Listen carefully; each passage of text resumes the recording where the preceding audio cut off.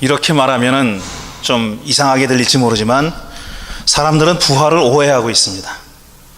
부활이라는 것을 잘못 알고 있다는 이겁니다. 정말 그렇습니다. 사람들은 부활을 잘못 알고 있습니다. 그리스도인 아닌 사람들이 부활을 잘못 알고 있다는 얘기가 아니라 그리스도인들조차도 부활을 잘못 알고 잘못 믿고 있다, 이런 겁니다. 좀 과장하자면 한 90% 이상은 잘못 알고 있는 것 같아요. 부활이 뭐냐라고 물으면은 한 60%는 뭔지 대답 못할 테고 한 30%는 잘못된 대답을 할 겁니다, 아마. 그러니까 90%는 잘못 알고 있다는 말이 맞죠. 부활이 그럼 뭐 너는 잘 아냐? 너는 네가 뭐라고 너는 혼자 잘 아는 척 하느냐? 그럼 뭐 할 말 없어요. 근데 사실은 부활이라고 하는 하나님의 가장 신비한 일, 가장 놀라운 일을 일개 목사 따위가 알 수가 없습니다. 일개 신학자 따위가 그걸 안다고 말하는 것은 다 말이 안 되는 얘기. 그걸 그냥 우리는 느끼고 있고 어떤 의미에서 경험하고 있는 것이, 그걸 뭐 다 알고 이해하고 설명할 수 있는 그런 성격의 사건이 아닙니다. 부활은 그런 겁니다. 그런데 이렇게 생각하지 않고 다 나는 부활신앙을 가지고 있다, 나는 부활을 잘 안다, 이렇게 얘기하니까 제가 90% 안에 든다는 얘기예요. 그렇게 얘기하는 사람들은 다 사실은 부활을 모르고 있다, 잘못 믿고 있다고 생각하는 것이 영육간에 건강하다, 이렇게 생각하는 겁니다. 중세 한때 부정신학이라는 것이 유행했을 때가 있습니다. 부정신학, 말 그대로 네거티브 티올로지인데, 부정신학이 뭐냐면은 하나님은 이러이러한 분이다 라고 말할 수는 없다는 겁니다, 사람이. 예를 들어 하나님은 뭐 전지전능하신 분이다, 하나님은 사랑이 넘치는 분이다, 하나님은 생명의 주님이시다, 이렇게 말할 수 없다는 거예요. 단 하나님은 어떠어떠하신 분이 아니다 라고 밖에는 말 못한다, 이겁니다. 하나님은 그러니까 죄 있는 분이 아니다, 하나님은 무능한 분이 아니다, 이렇게 말해야지 하나님은 전지전능하신 분이다, 이거는 다 우리 사람이 감히 말할 수 없는 그런 명제라는 거죠. 무슨 말씀인지 이해하시겠죠? 그만큼 하나님은 우리 사람의 지성이나 사람의 영성으로 담을 수 있는 그런 분이 아니라는 겁니다. 그 범위를 훨씬 넘어서는 크고도 크신 분이기 때문에 우리 사람의 생각에 담을 수 없다는 뜻이죠. 그거를 그 사실을 존중해서 하나님은 어떠어떠한 분이 아니다라고밖에 얘기 안 한 겁니다. 어떠어떠한 분이다 이렇게 얘기 안 하고 어떤 분이 아니다 이렇게밖에는 얘기 안 했던 겁니다. 그런데 저는 부활도 마찬가지라고 생각해요. 부활은 이러이러한 것이다 라고 얘기할 수 없다고 생각합니다. 부활은 이러이러한 것이 아니다 라고는 얘기할 수 있어요. 그러니까 제가 일개 목사나 일개 신학자나 일개 어떤 영성가나 수도자가 부활에 대해서 이렇다 저렇다 말하는 것은 옳지 않다고 말씀드린 이유가 거기에 있는 겁니다. 요한복음 11장 보면은 예수님이 죽은 나사로를 살리는 얘기가 나옵니다. 나사로가 죽은 지 여러 날 됐는데 예수님이 가서 무덤에서 살려 나오는 얘기죠. 그 얘기를 가지고 어떤 사람이 기발한 소설가가, 제가 제목 저자 다 잊어버렸어요. 오래전에 읽은, 한 20, 30년 전에 읽은 소설이기 때문에 잊어버렸는데 기발한 소설을 썼어요. 나사로가 살았습니다. 살아서 나왔는데 그날 밤에 사두개인들이 찾아왔어요. 그 집에 찾아왔어요. 근데 사두개인들은 부활을 안 믿는 사람입니다. 그러니까 살아났으니까 큰일 났잖아요. 자기들이 그동안 교리로 받아들였던 게 잘못됐다라는 것을 인정해야 되는 판입니다. 죽음에서 살아나온 사람이 생겼으니까. 그래서 그를 취조하듯이 신문하듯이 따지고 옵니다. 너 진짜 죽었던 거 맞냐? 혹은 가사 상태에 빠진 거 아니냐? 기절했던 거 아니냐? 막 이렇게 물어요. 그러니까 나 죽었었다 그러니까 야 임마 네가 죽었는지 어떻게 알아? 죽은 놈이 어떻게 알아? 자기가 죽었는지. 이게 나오는 거예요. 죽었는데 자기가 죽었는지 어떻게 압니까? 그렇죠? 막 다구쳐요. 다구치는데 이 친구가, 나사로가 동의하지 않으니까 그를 죽입니다. 왜 그러냐면은 그래야 되니까. 부활이라는 게 없다고 믿고 왔는데, 사두개인이 좀 큰 집단이잖아요. 큰 집단이고 권력이 있는 집단이에요. 그러니까 그걸 죽였어요. 왜냐, 그가 살아나면은 자기들이 설 자리가 없는 거예요. 예수님이 그 다음날 또 살립니다. 그를. 그날 밤에는 바리새인이 왔어요. 바리새인이 와가지고 또 막 다구칩니다. 사두개인처럼 다구쳐요. 야, 임마, 의인들만 다시 살아날 수 있는데 니까 놈이 뭔데 다시 살아났다고 그렇게 깝치느냐, 이렇게 된 거예요. 이들 또 죽입니다. 그래서 자기들 결이 안 맞으니까, 소설이니까 소설로 그냥 읽으세요. 진짜 깜짝 놀라가지고 이런 나쁜 놈들이 하지 마시고. 그날 그 다음날 예수님이 또 와서 살리려고 하는데 나사로가 제발 날 좀 죽게 내버려 두십시오. 다시 살렸어요. 그러니까 나사로가 이제 다시는 나를 다시 살리지 말아 주십시오. 다시 살아난다 할지라도 죽는 게 얼마나 괴로운 일인 줄 압니까? 고통스러운 일이 압니까? 난 그냥 죽겠습니다. 다시 살리지 말아달라고 사정하는 그런 소설이었습니다. 제가 이 디테일에서 좀 틀릴 수 있어요. 왜냐하면 하도 오래전에 읽은 소설이라 가지고. 부활은 이런 건 아닐 겁니다. 제가 부정신학을 또 하나 하고 있습니다. 부활은 이런 거다라고는 제가 말 못하고, 부활은 이런 것은 아닐 것이다, 한 예라고 생각합니다. 부활을 이해할 수 있도록 설명할 수 있는 사람은 없고, 또 설명한다 하더라도 그 설명을 듣고 부활을 안 믿던 사람이 믿게 되지는 않을 겁니다, 아마. 또 아무리 부활이 이제 가짜다, 거짓말이다, 있을 수 없다고 해도 내가 부활을 믿는 사람은 그런 설명을 듣고 아직까지 가지고 있던 신앙을 버리지는 않을 겁니다. 복음서에 있는 부활 얘기가 굉장히 각양각색입니다. 정말 각양각색입니다. 그냥 색깔만 다른 게 아니라 어떤 건 어떤 거하고 맞질 않아요. 양립할 수 없어요. 이게 맞으면 이게 거짓말이야. 그런 얘기들도 있어요. 근데 왜 그럼 이렇게 각양각색일까? 복음서는 왜 예수의 부활에 대해서 이렇게 제각각 서로 다른 얘기를 할까? 그건 뭐냐면은 자기들이 설명할 수 없기 때문이에요. 자기들이 경험한 거를 그냥 경험을 어떤 구체적으로 얘기할 뿐이지, 그걸 왜 그런 일이 일어났는지, 아니면 자기가 그런 경험을 해서 뭐 어떻게 됐는지 설명할 수 없기 때문에 이게 각양각색인 겁니다. 근데 참 현명한 지혜로운 복음서 기자들은 서로 다 맞지 않는 걸 알면서도 그대로 놔둔 겁니다, 그거를. 왜냐하면은 이거는 우리 인간이 담을 수 없는 너무나 놀라운 이야기이기 때문에 다 맞다 이렇게 생각하고 놔둔 거예요. 다 옳다, 다 가치가 있다, 다 의미가 있다 이렇게 생각하고 놔둔 겁니다. 저도 오늘 부활을 설명하는 어리석음을 범하지는 않을 겁니다. 다만 제가 두 가지 얘기를 여러분께 하려고 합니다. 저는 이 두 얘기에서 부활을 경험했습니다. 부활을 봤고 부활을 경험했어요. 여러분도 그렇게 되기를 바랍니다. 성경에 나오는 얘기 아닙니다. 시골 의사 박경철이라는 분 아십니까? 안동에서 의사 노릇하는 그런 분입니다. 시골 의사의 아름다운 동행이라는 책이 있는데 두 번째 책에서 제가 읽은 거예요. 거기 나오는 얘기입니다. 제가 사실 이 양반의 책을 읽을 때마다 어떤 생각이 드냐면, 이거 좀 너무 이 조미료 많이 친 얘기가 아닐까 이런 생각이 들어요. 솔직히 너무 극적이요. 너무 소설 같아. 얘기가 꾸며낸 얘기 같아요. 정말. 여러분 읽어보신 분 있어요 여기? 별로 없으니 다행입니다. 별로 없으니까 다행인데 정말 꾸며낸 얘기 같아요. 이게 팩트는 요만큼인데 막 붙여놓은 것 같은데 절대 아니라 그러니까, 저자가 절대 아니고 정말 있었던 일을 자기가 적은 거라 그러니까 그렇게 믿고 들어주시기 바랍니다. 한 시골 마을에 산에서 버섯을 캐다가 팔아서 먹고 사는 사람이 있었습니다. 근데 이 사람이 어떤 산에 가서 너무나 좋은 버섯을 캤어요. 기가 막힌 버섯을 캤어요. 그래가지고 외지에 내다 팔기가 좀 아까워서 그 마을 사람들한테 다 싸게 팔았습니다. 그 기가 막힌 버섯을 싸게 팔았어요. 그래가지고 사람들이 다 그거를 싼 값에 사가지고 그날 저녁 때 이제 버섯국을 끓이는데, 그 마을의 이장님 댁에, 이장님 사모님께서, 이장댁이라고 하죠. 이장댁이 혼자 먹기는 좀 그렇다 그래가지고 동네 사람들을 다 여러 사람을 불러가지고 자기네 집에 버섯 전골을 했어요. 큰 냄비에다가 버섯을 끓여서 고기를 넣고 막 끓여가지고 맛있게 끓여서 사람들이 다 딱 먹으려고 그러는데 먹기 시작했어요. 그런데 이 이장댁이 간을 보려고 딱 먹었는데 이 혀에서부터 마비가 오는 거예요. 숨이 턱 막히고, 야 이거 독버섯이로. 그래가지고 자기가 끓였던 버섯 전골을 갖다가 내다 버리고 보니까 벌써 숟갈 뜨는 사람이 있는 거예요.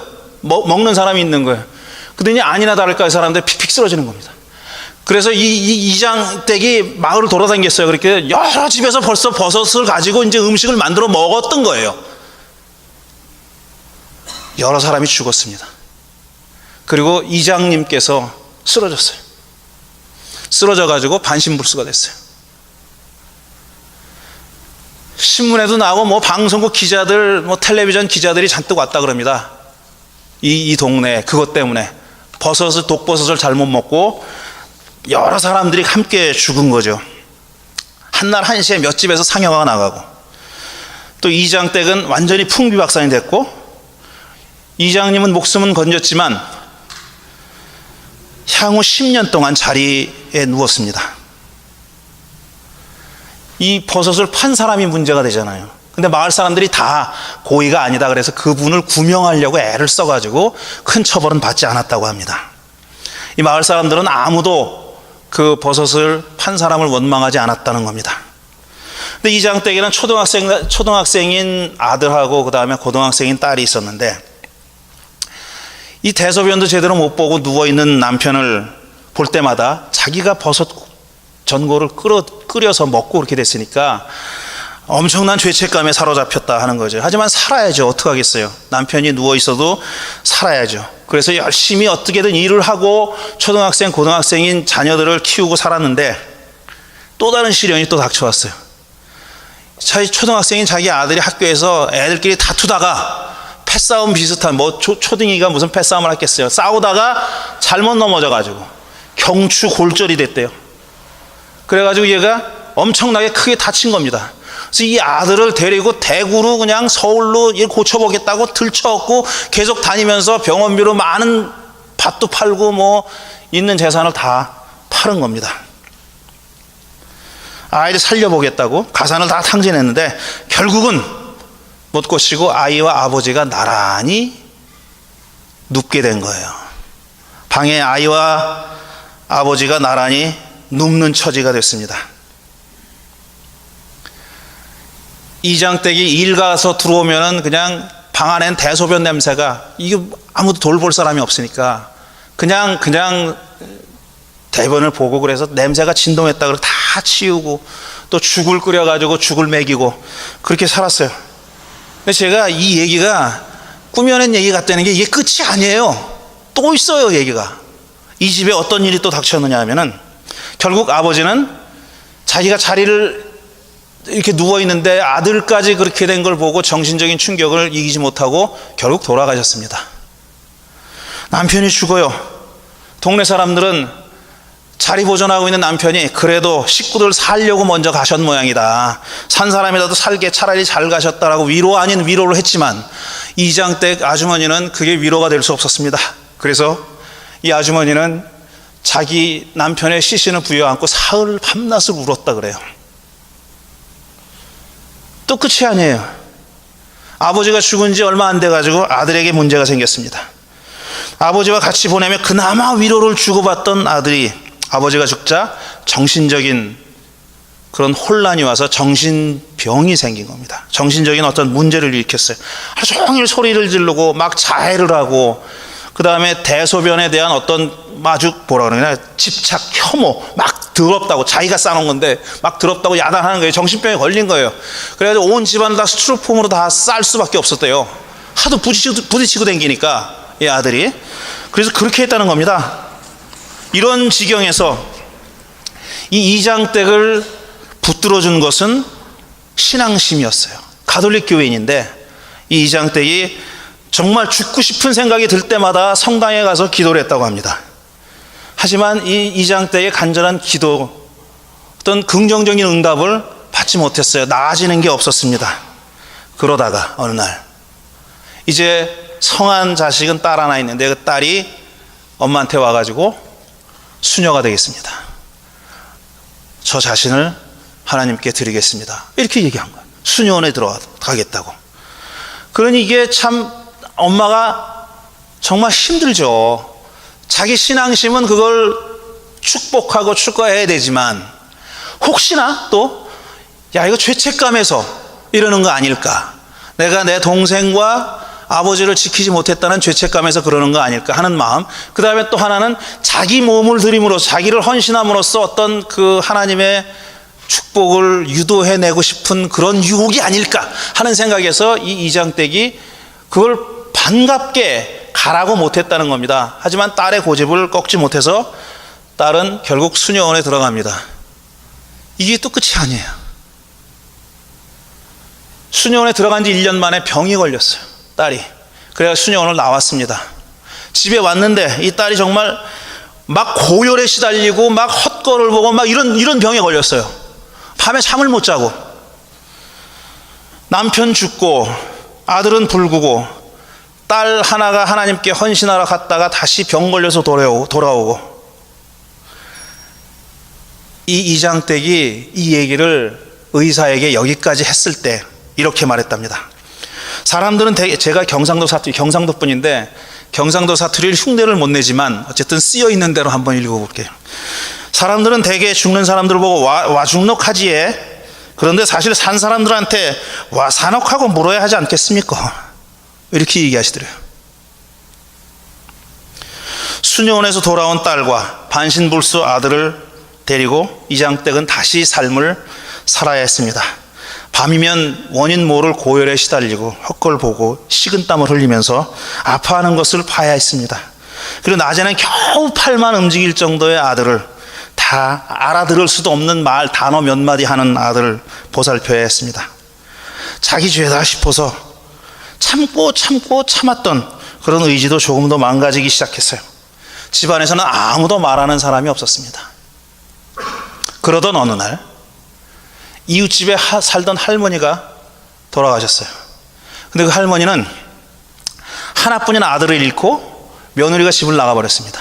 자기 손주를 혼자 키우고 있는, 2살짜리 손주를 혼자 키우고 있는 그런 할머니였었어요. 그런데 그 할머니가 돌아가신 거예요. 일가 친척 하나도 없고, 또 도망간 며느리가 돌아올 것 같지도 않고, 도망갈 엄마가 돌아올 것 같지도 않고, 그래서 결국은 고아원으로 가게 생긴 애를 이 이장댁이 거뒀습니다. 내가 키우겠다고 거뒀어요. 이 상가 마당을, 장례를 치는데 상가 마당을 쫄쫄 기어다니는 애를 그냥 도저히 고아원에 못 보내겠더래요, 이 아주머니가. 그래서 그 아이를 거뒀습니다. 그러자 기적 같은 일이 일어났는데, 그 아이가 자기 집에 오니까 딸이 점점 낫기 시작하더래요.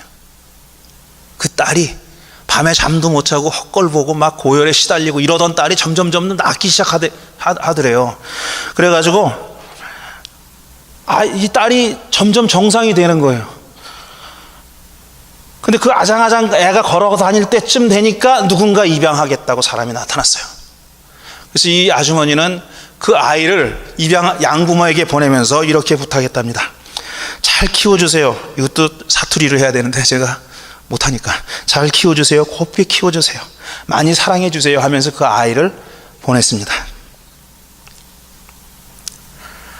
그러고 나서 이 이장댁은 마을을 떠나서 도시로 나왔습니다. 그리고 어떤 공장에 다니면서 일을 했고, 그 다음에 딸도 건강을 회복해서 어떤 자선단체에 이제 나가서 일을 하기 시작했어요. 복지관에서 일을 하기 시작했는데, 안타까운 건 여전히 아들이 7, 8살 정도의 지능밖에는 잘하지 않는 거예요. 정신적으로 잘하지 않는 거예요. 그래서 시설에 보냈는데 결국 한 달이 안 돼가지고 시설에서 돌려보냈답니다. 우리 돌보지 못하겠다. 그래서 아들을 집에서 보면서 다니던 직장도 그만두고 건물에서 청소하는 일을 시작했어요. 그래서 밤에 나가서 청소하는 겁니다. 딸이 퇴근해서 들어오면은 엄마는 나가서 일하기 시작하고.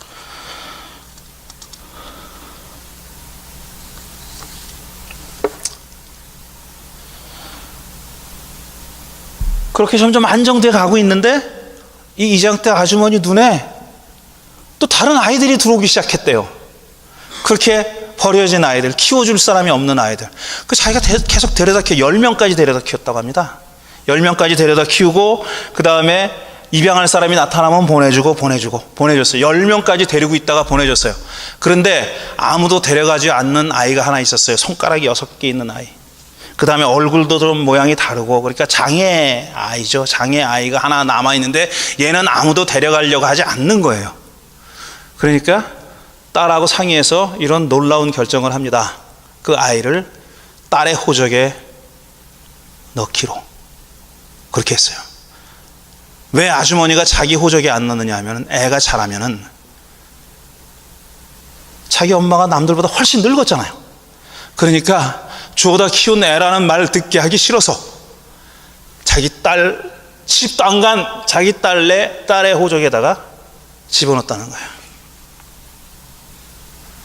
이 아주머니가 박경철 의사한테 한 얘기는 여기까지 끝입니다. 그리고 나서 그 할머니가 놀라운 신앙의 증언을 합니다. 원장님요, 사람들은 죽어서 천당에 가려고 애들을 많이 쓰지에, 하지만 살아서 천당을 만들지 못하면 죽어서 천당은 없답니다. 그저 오늘이 여기가 천당이거니 하고 살아야 안 되겠는겨. 원장님은 내가 이 이야기를 하면서 웃으니까 이상하지? 저 할망구가 돌았나 싶지? 그런데 나는 정말 행복합니다. 내가 무엇이든 할 수 있다는 게 감사하고, 내가 그 감사함을 느낄 수 있는 게 또 감사하고, 내 자식 남의 자식 할 거 없이 내 곁에서 돌볼 수 있어서 감사하고, 그래서 노상 웃고 다니지에 안 웃으려고 해도 너무 좋아서 자꾸 웃음이 납니다. 이러더랍니다. 오늘 읽은 성경 말씀, 부활에 대한 여러 이야기 중에 하나입니다. 근데 이 엠마오로 가던 두 제자가 예수님을 옆에 두고 못 알아봤어요. 아니, 예수를 한 번도 못 봤나? 이 친구들은? 소문으로만 들었나?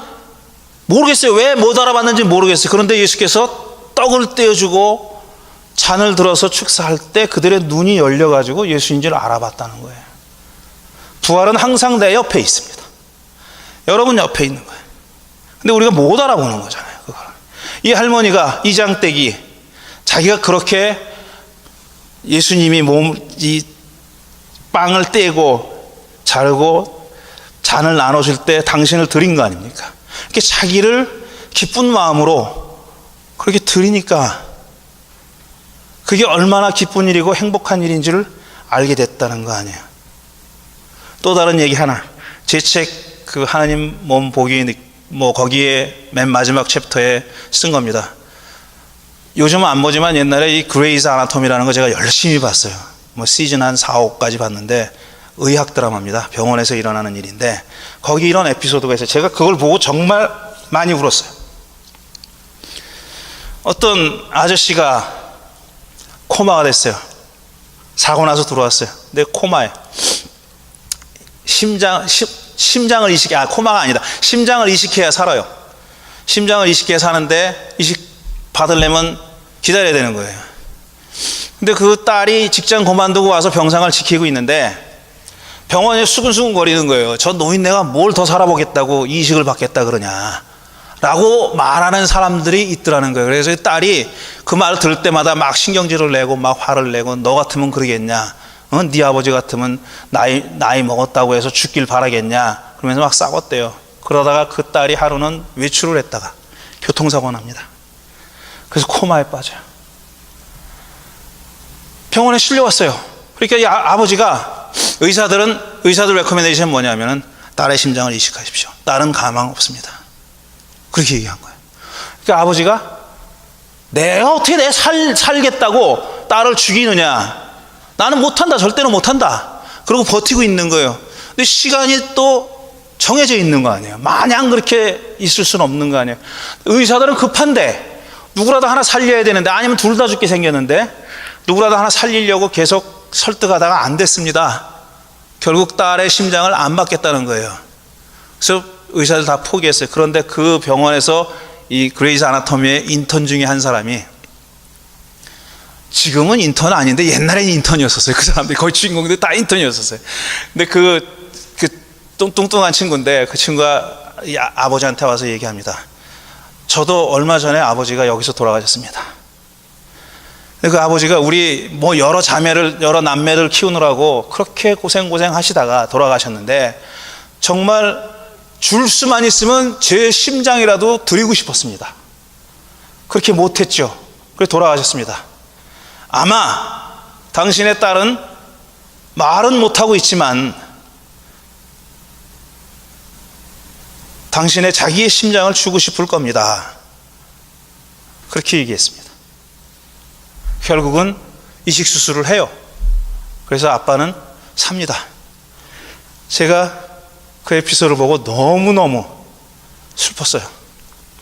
한편으로는 희망이 뭐냐면은, 이 부활이라는 게 이런 거구나. 예수가 죽었어. 근데 예수는 심장을 놓고 갔어요. 당신의 심장을 놓고 갔어요. 우린 다, 크리스찬들은 뭐냐? 예수의 심장을 이식받은 사람들이. 내 안에서, 내 가슴에서 심장이 뛰면은 그건 예수의 심장이에요. 근데 부활이 없어? 나는 부활이 없다는 말이 안 믿어지는 거예요. 부활이라는 거는 믿어져서 믿는 게 아닙니다. 부활이라는 건 믿어지지 않아서 안 믿어지는 게 아니에요. 그건 선택이에요. 나는 부활을 믿는 삶을 살겠다. 나는 그런 삶을 살지 않겠다. 선택이에요. 부활은 희망은 없어지지 않는다. 그 다음에 예수는 죽지 않았다. 예수는 어딘가 살아계시다. 어디? 내 가슴 속에 심장으로 살아계시다라는 걸 믿는 겁니다. 그러니까 나는 예수가 하셨던 일을 하는 거고, 예수가 사셨던 삶을 사는 게 부활의 삶입니다. 이게 2016년 여러분들께 말씀드리고 싶은 부활절 메시지입니다. 기도하겠습니다.